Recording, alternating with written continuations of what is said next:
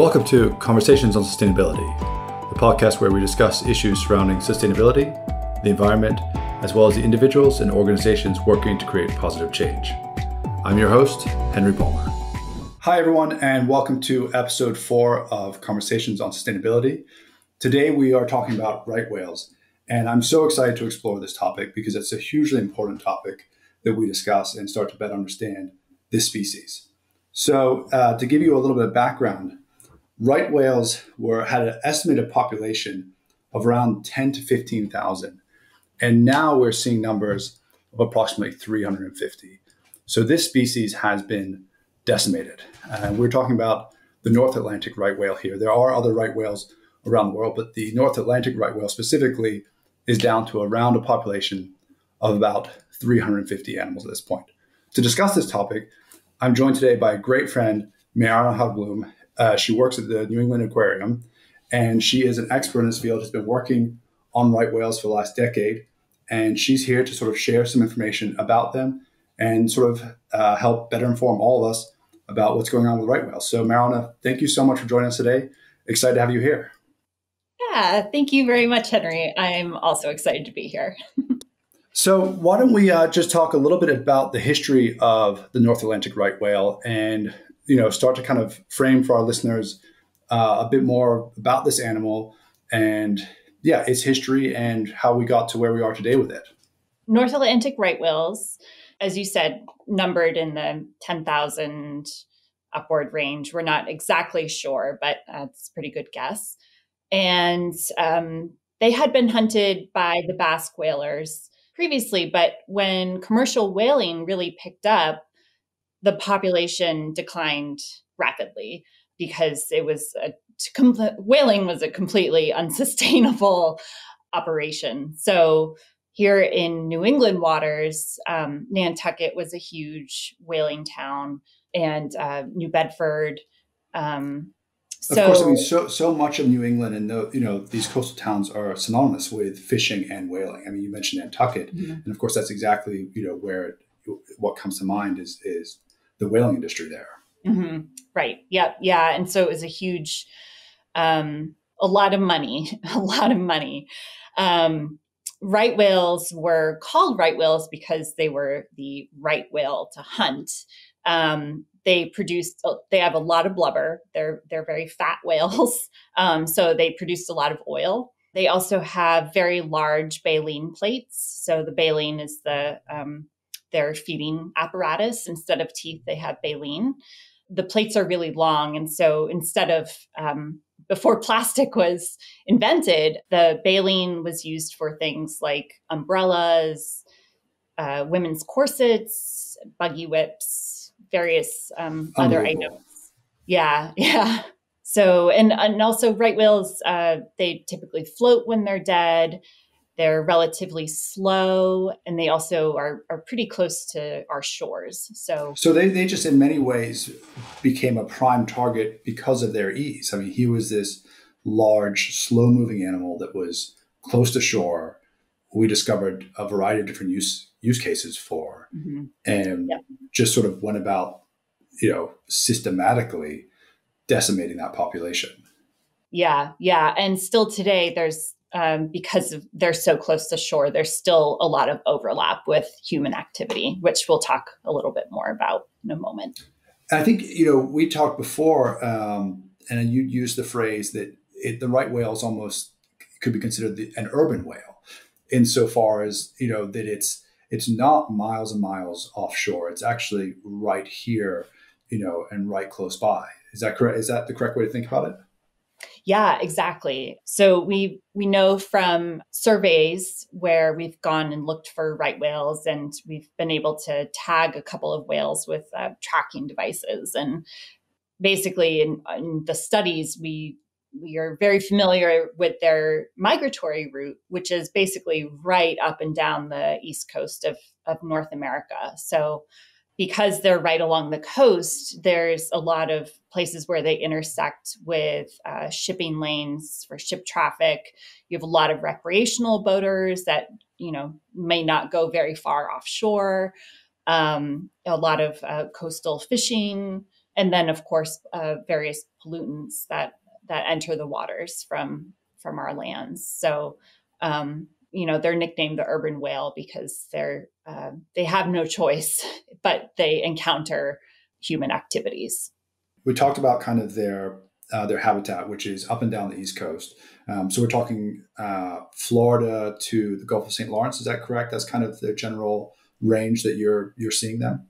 Yeah, exactly. So typically in the winter, we'll see mothers giving birth to their calves in the warmer waters of the Southeast US, so Florida and Georgia. And then when the calf is healthy enough to travel with the mom, they'll migrate up the coast, and we'll see them enter New England waters there. Springtime feeding, typically around Cape Cod Bay and other parts of Massachusetts. And then in the summer feeding grounds, they continue to move northward into the Bay of Fundy and the Gulf of St. Lawrence. Just quickly, a sort of an ignorant question, but can you confirm for us, what it is they're feeding off of and what they're sort of following? Yeah, so they typically feed on a type of plankton called Calanus finmarchicus. So it's a copepod, which are really tiny plankton. They're about the size of a grain of rice. Okay. So their favorite one is called the Calanus finmarchicus, but there are other varieties of copepod that they'll also eat. Which is incredible. This massive species that's it's feeding off of this, this plankton and moving up and down the coast to follow that supply. Yeah. So tell me, understanding a little bit about their history now and understanding kind of where the North Atlantic right whale is operating and sort of some of the challenges they're facing and the decline in their numbers. Tell me about some of the challenges that right whales are facing today and why people like yourself and organizations, like the New England Aquarium are working to catalog them and so on. The New England Aquarium team started studying right whales in the 1980s. We started by doing aerial and shipboard surveys for right whales. So there are teams all up and down the East Coast of the U.S. and into Canada that look for right whales at times of year when we know that they'll be in their area. So because of those surveys, we have a pretty good handle on the population fluctuations. So we've watched the population grow slightly, increased, but unfortunately that's only, the peak was about 500 right whales in 2010, which is still not that many right whales. And since 2010, we've watched the population decline, and now we believe there's about 350. And that estimate was for the end of 2019. So Okay. We think it's probably even fewer than 350 now. So the vast majority of the right whale mortalities are human caused. So we're not talking about right whales that are dying of natural causes or old age, with the exception of a couple of neonates, like very newborn calves that either died during birth or shortly after birth. But we've done, as a right whale research community, whenever there's a dead right whale that is discovered, we do our best to tow it to shore and do a proper necropsy on it to discover the cause of death. And so where we were able to determine the cause of death, because sometimes you can't figure out why a whale died. It's too decomposed, or you couldn't actually do a full necropsy on it for whichever reason. But of the whales that we were able to determine cause of death, 90% of them were attributed to entanglement in fishing gear or a vessel strike. So we've now moved away from hunting the right whale and decimating the population that way to sort of passively harming the population with items like fishing gear and vessel strikes and so on. Is that correct?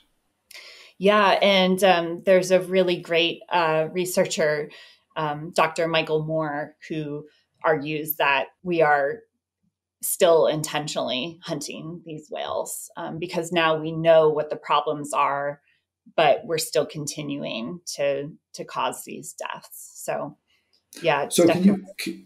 can you just walk me through quickly, from the fishing gear side, what is happening there, and how is because you've got such a large species of animal, how are they getting caught up and entangled? What's happening on that end?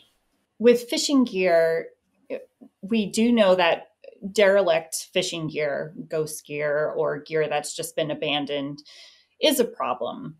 But we believe that the majority of fishing gear entanglements happen with actively fished gear. So gear that has been set and that is awaiting lobster or a crab or whatever the target species is to be crawl in there and get hauled up and put on a dinner plate.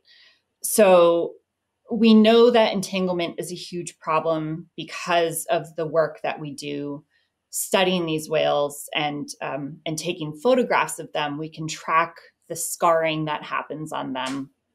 So because of that work by the New England Aquarium, we know that about 83% of right whales have been entangled in fishing gear at least one time. That's unbelievable. 83%.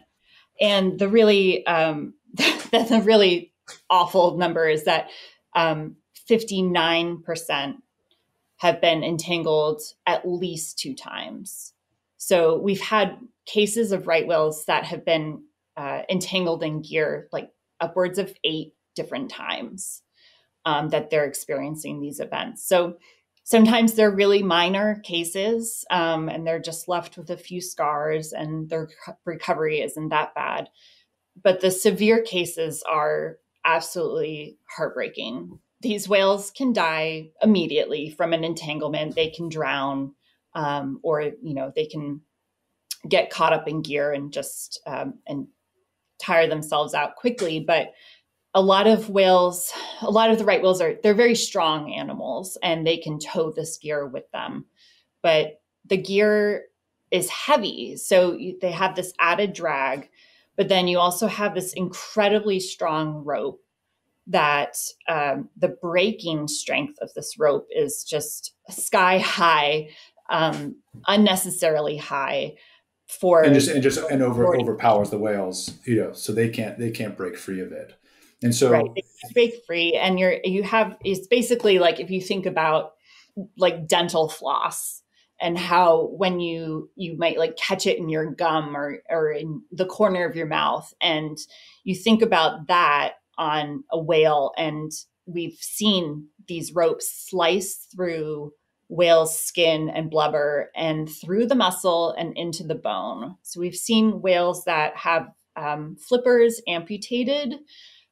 We've seen rope growing into the bone. We've seen rope slicing, basically scalping right whales, cutting into their flukes, being hog-tied, and just causing infections, starvation over a period of months or even like over a year, because they can have a really big blubber supply. So they can go a long time without feeding. But to go for a year entangled in fishing gear and just slowly wasting away, it's animal welfare. It's an animal welfare issue.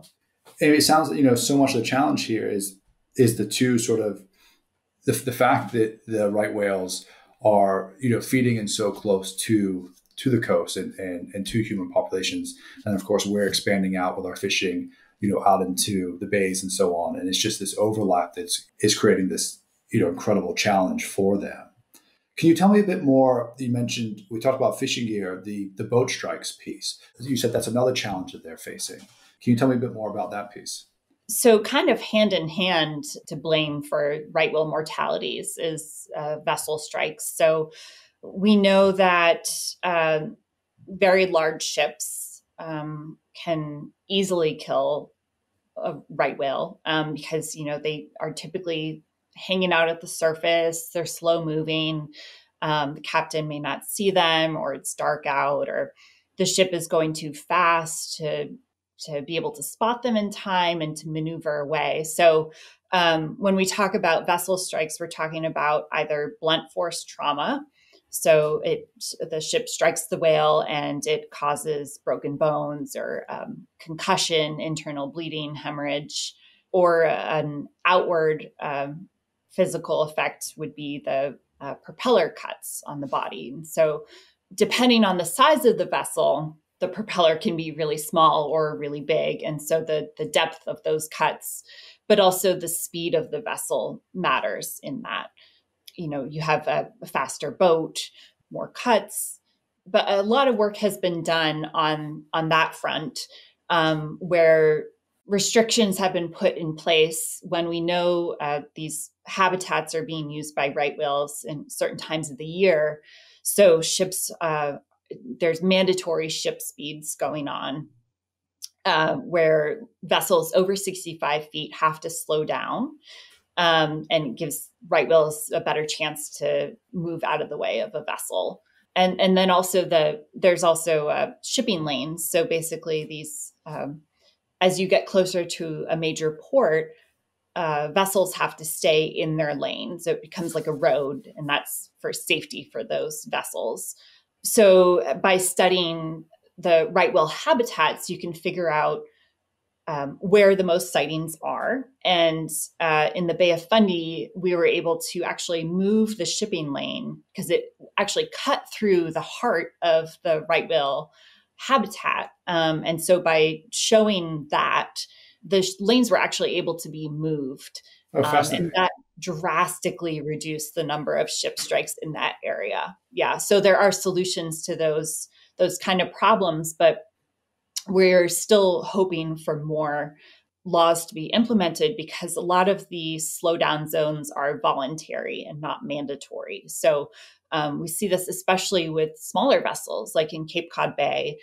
There's a lot of recreational boating, or off the coast of Florida, there's a lot of fishing charters that go out, and those are still very dangerous for right whales. So yeah, there's still a lot of work to be done on that front. Now, a third challenge that I'd come across that I was keen to pick your brain about was also the thought of the impact of climate change, the right whale population, how that's coming into play. And correct me if I'm wrong, but from what I understand, you're seeing temperatures of the waters that they typically feed in, and as a result, some of the migratory patterns are changing as they search for colder water. Is that correct? And is that what your studies have shown you? Yeah. So this is a great example of this is the Bay of Fundy. So it's the body of water between Maine and Nova Scotia. And that's where the New England Aquarium team has surveyed every single year since 1980. It's a large consecutive data set. And starting in 2010, we started seeing great fluctuations in the number of right whales in that area. And that coincided with a heat wave in the Gulf of Maine. So the Gulf of Maine is, this is great research done by the Gulf of Maine Research Institute, where it's warming faster than 99% of the ocean. And since 2010, the temperature in the Gulf of Maine has been higher than average 92% of the time. So that's having a huge effect on the plankton resources there. And as you mentioned earlier, right whales serve as an indicator species because they feed so low on the food chain. They're feeding on the plankton. So right whales being as big as they are, it's really easy to see, like you can't miss the changes that are going on. So there's less plankton for them, but also the plankton is they're showing that it's lower in caloric value as well in the Bay of Fundy. So we've seen a huge shift in the habitat distribution, and right whales are moving into the Gulf of St. Lawrence in the summer instead, which has happened. There has been sightings of right whales in the Gulf of St. Lawrence historically, but very, very few that we know of. We really started to see sightings there pick up starting in 2015. It's amazing what you say there, just the connection between climate change and sustainability and right whales as this indicator species, this huge mammal that is feeding at the bottom of the food chain. And as a result of that, you can use them as a canary in a mine shaft, in a way of like, wow, they're telling us something about the health of our ecosystem. Mm-hmm. And then, to what you said, digging deeper, that's, about the warming of the waters in the Gulf of Maine. And you start to, connect those pieces of, okay, that's why they're moving north. And that's why we're seeing this, that's a challenge they're facing as they start to shift, what was a traditional feeding zone for them. Right. And they are, they're proving to us that they're doing what they do best. They're finding food. They're moving to other places. They're resilient animals.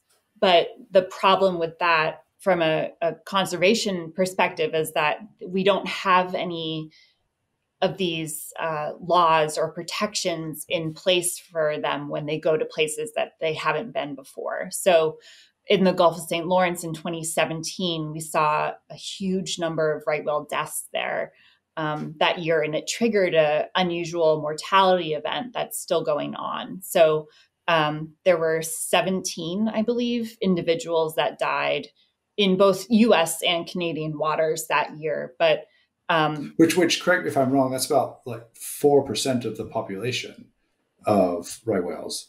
Yeah. Right? At that stage, it was that significant. When you're only dealing with somewhere in the ballpark of 350 total animals, to have that kind of number die off. Right. Well, we had so substantial. Yeah. And it's, since then there've been just, I think, combined with the number of significant injuries for these animals, since 2017, there's, I think, 49 mortalities, which is over 10% of the population in such a short amount of time. It's a huge blow. It's traumatizing for everyone who studies these animals. So tell me, kind of coming along the path here, we've talked about the kind of the landscape of, sort of what the world looks like for these whales. And then we've talked about sort of the challenges that they face and so on, which are certainly severe and, certainly challenging to overcome. Tell me a little bit about the work that you and your team are doing and how sort of you're helping to try and overcome some of these challenges. Yeah, we're fortunate to work with the North Atlantic Right Whale Consortium. We, along with several other research teams, helped found that group where we share data amongst research groups, which is a huge, it's something we're really proud of because we all recognize that this whale needs help and we need to help each other help this whale. So there's this sharing of data that goes on, and at the New England Aquarium, we curate the right whale catalog. So the catalog is a collection of every known individual. So right now there's 766 individuals in the catalog. And the first sighting dates back to the 1935 sighting of the last right whale to be hunted. And so that catalog is the backbone of basically everything that we know about these animals. We have the survey teams that send us their data. And so we organize the photos that they send us, and it helps us determine where an individual was at what time of year, who it was with, the health of the animal. We do a visual health assessment, so we can tell just based on a photograph how fat the whale is, which is an indication of health, and how the skin looks. And from that, we also do our scar coding program. So looking at if there's any new scars acquired by the animal, which tells us about any vessel strikes or an entanglement. So also along with that goes our hormone research. So our team has a lab where we analyze fecal samples. When we're on the water and a whale poops, we scoop it up and freeze it and send it to the lab. And they're able to tell what the hormone levels are for the animal. So they can tell whether it's a female that's pregnant or lactating. But I think probably the coolest thing that comes from that work is we can tell cortisol levels or how stressed an animal is. So with that work, we've been able to show that entanglement and ship strikes cause stress levels to spike. And that has a negative effect on the health of the animal, especially if it's a reproductive female. So they are the most important demographic for this population because we're relying on them to bring the population back. But a reproductive female needs to be healthy to produce a calf. So when they're stressed, we know that they're less likely to bring a calf into the world. So in the past, they used to have a calving interval of about 3 to 5 years. So one calf every 3 to 5 years. And now the average is more about 8 to 10 years. And because of the anthropogenic effects on the population, most females don't live past 30 years. So at most, not at most, but we're talking about an animal who may only have like 2 calves in her lifetime before she dies. So it's a really hard pill to swallow. It's unbelievable you've been able to take, that data collection and, connect that, analyze the cortisol and connect those stress levels. And of course, we're dealing with highly intelligent, animals here, and you're able to connect that impact on the calving and sort of follow that downstream. Yeah. It's interesting sorry, go ahead. No, I was just going to say there's this really cool side story about the hormone research, the fecal hormone research, where in 2001, prior to 9/11, the team was out in the Bay of Fundy collecting fecal samples from right whales. And then on 9/11 and the days following 9/11, shipping in that area ceased for security reasons. So, but the team was still out there collecting fecal samples. And there was a direct correlation with the stress levels that they were finding. So prior to 9/11, they had higher stress levels because of noise pollution. And after 9/11, when there was no shipping, the stress levels had decreased. That's so fascinating that they're attuned to what's happening in their environment. Yeah. That, what they're aware of is shipping traffic has decreased. And as a result, their cortisol levels decreased as well. That's fascinating. They're sensitive, and so you think about they're probably stressed all the time. So it's fascinating just hearing about your work and the work from the England Aquarium, and the teams up and down the East Coast, that data collection and analysis is really a key pathway forward to helping sort of better educate all of us about right whales and understanding, the challenges they face, and then hopefully so that we can start to, make some changes and do some things to help better protect them. You mentioned some of the legislation and some of the pieces that have been enacted around that. So you mentioned like boat speeds being, decreased in certain areas. And am I correct in understanding there's also perimeters around you're only allowed to approach or get so close to a right whale? Is that correct? Yeah. So there's a 500-yard rule in U.S. waters. So whale watches know this, and typically they should not approach right whales when they see them. But yeah, so it's to protect humans and to protect right whales. So if you're flying a drone, this also applies to drone operators, airplanes, kayakers, paddle boarders, everyone 500 yards away for their protection and for yours. So. And that's protection both from physical protection, physical damage that might be incurred, but also the sort of, the emotional piece of their environment and not disturbing their environment as they're feeding or sort of acting as they would naturally. Is that correct? Right. Yep.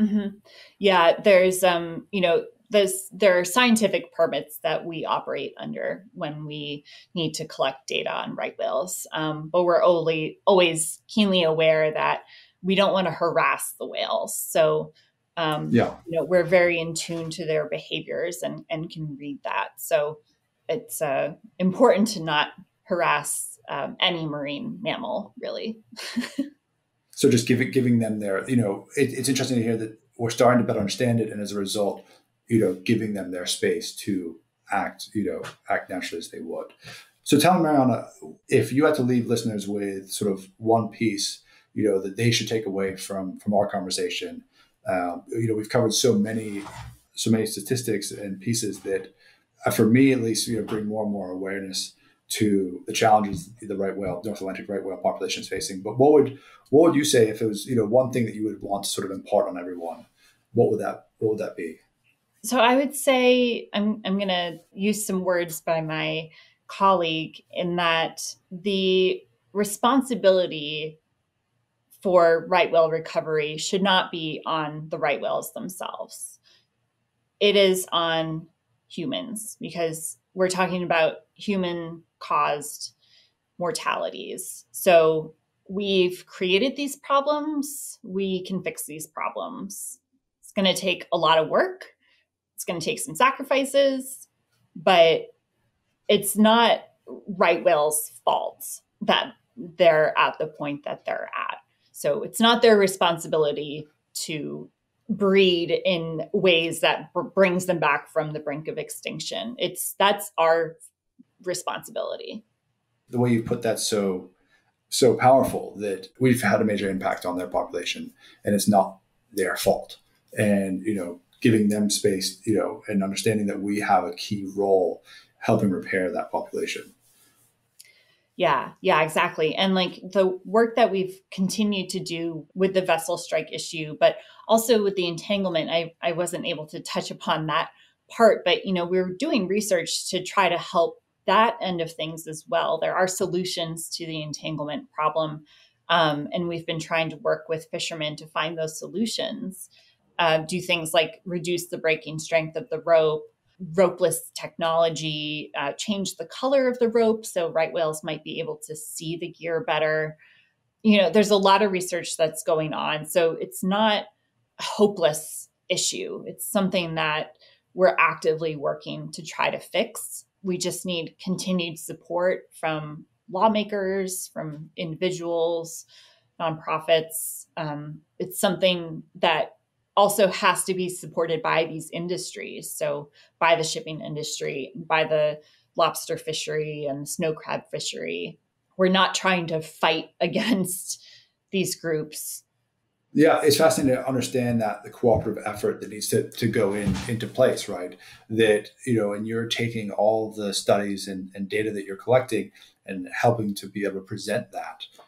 It's like, the example you mentioned earlier about shifting the shipping lanes and, the direct impact that had, because you were able to find this is where they are, and we can make this change. And as a result, we can help better protect these animals. Yeah, the solutions are out there. We just have to want them and make the sacrifices to get there. Absolutely. Well, Marianna, thank you so much for taking the time to chat with me and chat about right whales. I mean, it's, the more I learn about right whales and sort of the more I sort of dug into this topic, I kept on sort of almost taking a step back, wow, I can't believe these facts and figures. And so, I appreciate you taking the time to jump on with us today and chat through it. And this has been, fantastic and informative. Certainly, we'll be sharing more information and show notes after this. So come check out our blog. And thank you so much again. This has been fantastic. Thank you, Henry. Thanks for bringing exposure to this topic.